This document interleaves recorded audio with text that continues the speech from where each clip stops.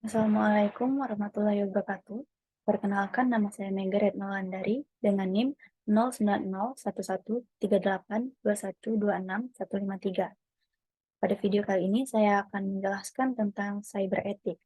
Apa cyber etik itu, serta pelanggaran cyber etik, dan contoh-contoh kasusnya.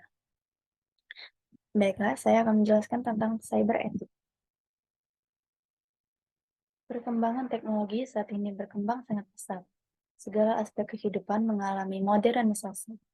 Gadget maupun perangkat IT yang semakin relatif mudah menyebabkan semua orang mengubah proses kehidupan dengan menggunakan berbagai teknologi dan aplikasi ilmu pengetahuan, khususnya dalam berkomunikasi.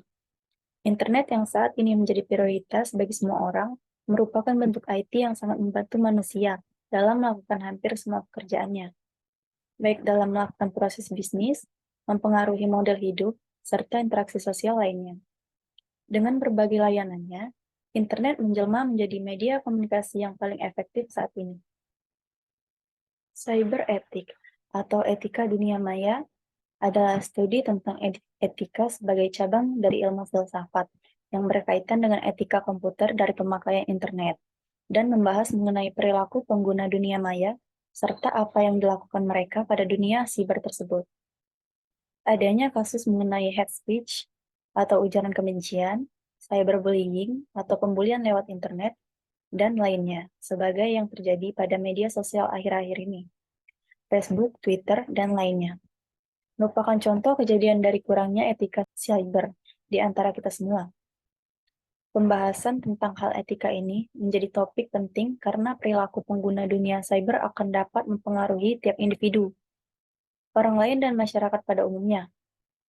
Dasar filosofi etika cyber menurut Heri Gunanto, PhD, yang dituangkan dalam Hukum Teknologi Informasi dan Cyber dapat berdasarkan pada 3 nilai dasar kemanusiaan secara umum dan universal yang meliputi hak solid atau hak untuk tidak mengganggu atau diusik dalam kesendiriannya, privasi atau hak untuk tidak dimonitor dan diawasi secara berlebihan, dan hak intimasi atau hak untuk mempertahankan kenyamanan informasi di individu yang terjaga kerahasiaannya.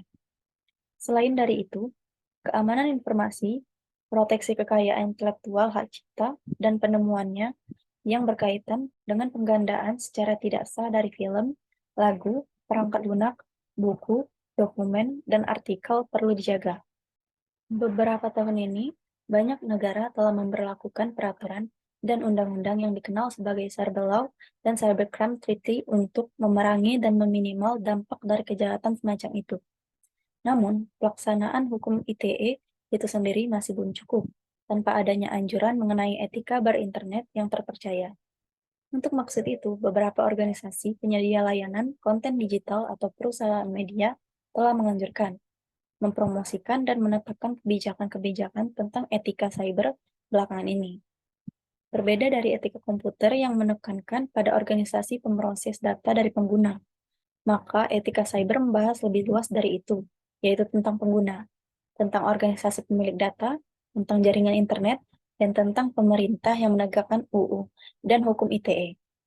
Selain penegakan dari sisi UU tersebut, kita masih memerlukan saran-saran dan kampanye tentang etika yang baik dalam berinternet untuk menjaga agar dunia maya akan aman, damai, dan dalam keadaan yang penuh keharmonisan. Seperti halnya dalam etika kehidupan bermasyarakat, sanksi yang diperoleh terhadap suatu pelanggaran adalah sanksi sosial. Sanksi sosial tersebut bisa saja berupa teguran atau bahkan dikucilkan dari kehidupan bermasyarakat. Lain halnya jika pelanggaran etika tersebut berkembang menjadi pelanggaran hukum, maka perangkat-perangkat hukumlah yang akan berbicara tentang sanksi yang diberikan. Demikian juga pelanggaran etika berinternet. Sanksi yang akan diterima jika melanggar etika atau norma-norma yang berlaku adalah dikucilkan dari kehidupan komunitas berinternet. Bisa saja seseorang dikeluarkan dari keanggotaan mailing list jika ternyata anggota tersebut terlalu sering melakukan pelanggaran netiquette yang telah ditetapkan. Berikut ini beberapa contoh pelanggaran cyber etik, yaitu pertama, cybercrime. Seiring dengan perkembangan zaman, banyak cara yang dilakukan dalam kejahatan di dunia maya atau cybercrime. Pengertian dari cybercrime itu sendiri adalah tindak kriminal yang dilakukan dengan menggunakan teknologi komputer sebagai alat kejahatan utama. Cybercrime merupakan kejahatan yang memanfaatkan perkembangan teknologi komputer, khususnya internet. Kedua, penipuan. Kejahatan yang sekarang sedang marak di dunia maya adalah penipuan. Penipuan dalam bentuk transaksi jual beli barang dan jasa. Modus operasi penipu online ini pun dilakukan dengan berbagai cara. Ada yang menjual melalui milis, melalui forum, melalui iklan, text ad, dengan mengaku berada di kota yang berbeda dengan calon bangsanya. Mereka memancing kelemahan dari para calon pembeli yang tidak sadar mereka sudah terjebak. Ketiga, spyware. Sesuai dengan namanya, spy yang berarti mata-mata dan ware yang berarti program. Maka spyware yang termasuk dalam kategori malicious software ini memang dibuat agar bisa memata-matai komputer yang kita gunakan.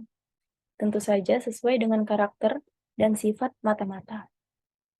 Semua itu dilakukan tanpa melaporkan aktivitas yang terjadi pada PC tersebut pihak ketiga atau pembuat spyware. Berikut ini adalah aturan cyber ethic. Pertama, jangan menggunakan bahasa kasar atau kata-kata kotor. Kedua, jangan melakukan cyberbully. Ketiga, jangan mengutip atau menjiplak karya dari orang lain tanpa izin dari pembuat karya tersebut. Keempat, jangan melakukan tindak menyerang komputer orang lain. Kelima, jangan menggunakan password atau akun orang lain untuk tindak kriminal atau penipuan. Keenam, jangan melakukan tindakan mengeksploitasi komputer orang lain. Ketujuh, jangan mencoba menginfeksi atau dengan cara apapun mencoba membuat komputer orang lain tidak digunakan. Ketujuh, patuhi hak cipta saat mengunduh apapun dari internet termasuk software, game, film, atau musik. 8. Jangan posting gambar atau video pribadi ataupun orang lain kecuali jika kamu tidak keberatan mereka share ke semua orang. 9. Jangan menggunakan caps lock secara berlebihan. Adapun pasal-pasal Undang-Undang ITE yang berkaitan dengan cyber ethic. Pertama, pada pasal 27 ayat 1 yang berbunyi, setiap orang dengan sengaja dan tanpa hak mendistribusikan dan atau mentransmisikan dan atau membuat dapat diaksesnya informasi elektronik dan atau dokumen elektronik yang memiliki muatan yang melanggar kesusilaan. Kedua, pasal 27 ayat 2 yang berbunyi, setiap orang dengan sengaja dan tanpa hak mendistribusikan dan atau mentransmisikan dan atau membuat dapat diaksesnya informasi elektronik dan atau dokumen elektronik yang memiliki muatan perjudian. Ketiga, pasal 27 ayat 3 yang berbunyi, setiap orang dengan sengaja dan tanpa hak mendistribusikan dan atau mentransmisikan dan atau membuat dapat diaksesnya informasi elektronik dan atau dokumen elektronik yang memiliki muatan penghinaan dan atau pencemaran nama baik. Keempat, pasal 27 ayat 4 yang berbunyi, setiap orang dengan sengaja dan tanpa hak mendistribusikan dan atau mentransmisikan dan atau membuat dapat diaksesnya informasi elektronik dan atau dokumen elektronik yang memiliki muatan pemerasan dan atau pengancaman.